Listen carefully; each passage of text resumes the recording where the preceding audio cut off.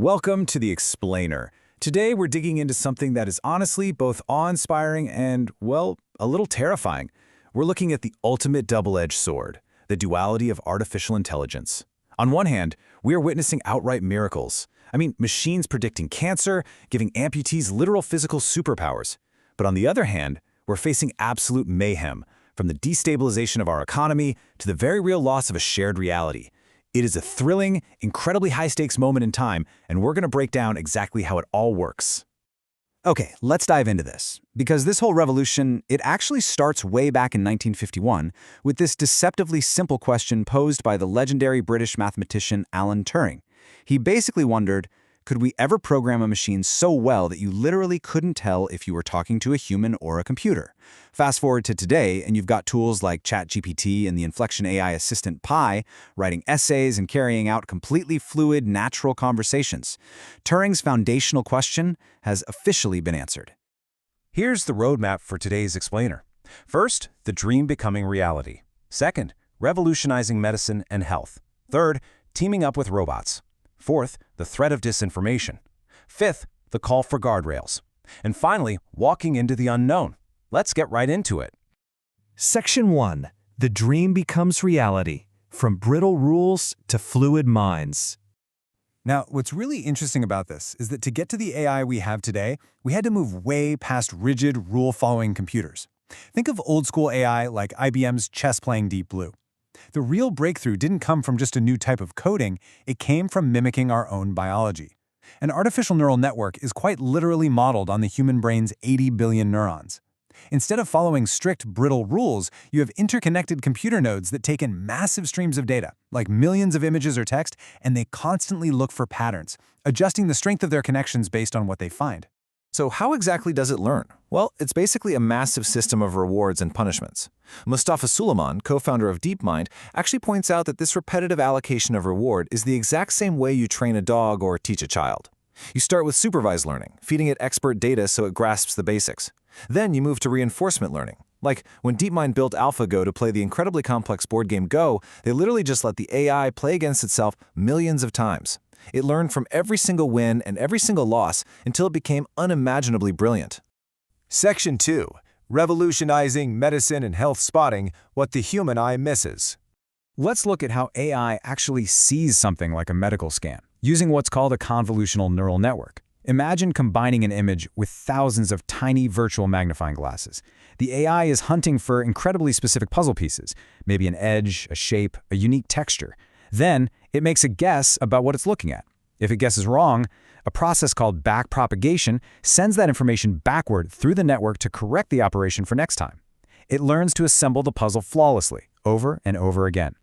The real-world impact of this, it is absolutely staggering. Computer scientist Regina Barzilai and oncologists like Leisha Sequist have helped develop models that spot microscopic patterns totally invisible to the human eye. Take the Mirai software. It's up to 84% accurate at predicting breast cancer diagnoses up to 5 years in the future, just from a routine mammogram. Another model, Sybil, can forecast developing lung cancer with up to 95% accuracy. It's literally shifting medicine from reactive treatments to proactive prevention, a real game changer. And the miracles don't stop at diagnostics. 200 million. Let that sink in. That is the number of protein structures predicted by DeepMind's AlphaFold model. That's nearly all the proteins known to science.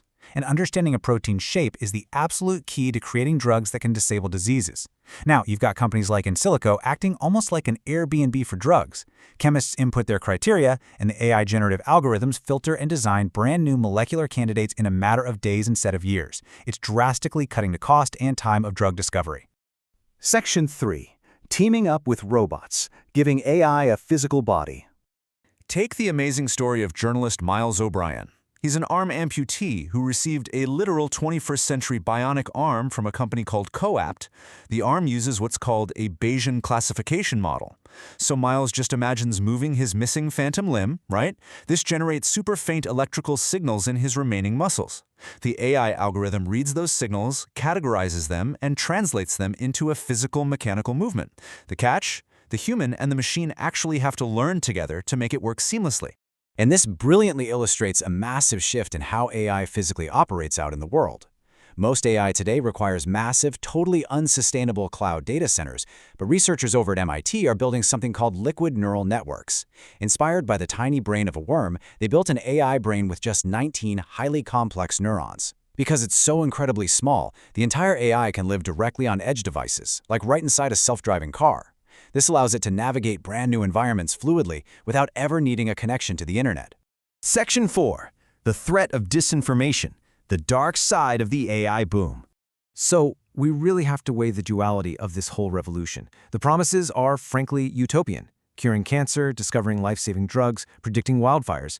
But the perils? They're immediate and terrifying. We're talking supercharged bias, massive job displacement, and catastrophic deepfakes. Remember May 2023? A completely fake AI-generated image of a terrorist bombing at the Pentagon was shared on social media. In just 2 minutes, that single fake image erased $500 billion from the stock market. $500 billion?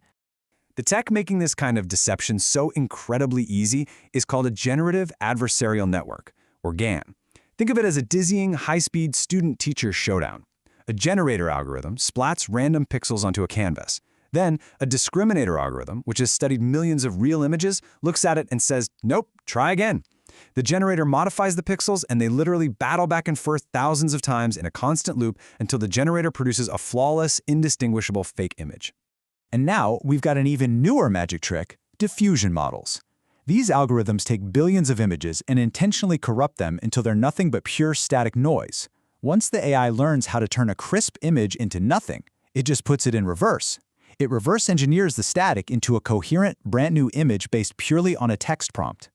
This is exactly how we get terrifyingly accurate deepfake videos of Barack Obama or seamlessly manipulated visuals of pretty much anyone saying things they never actually said.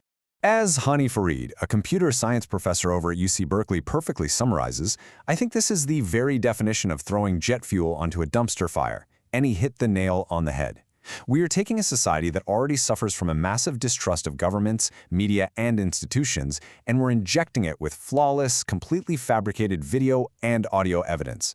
The barrier to entry to manipulate reality, it hasn't just been lowered, it is completely evaporated.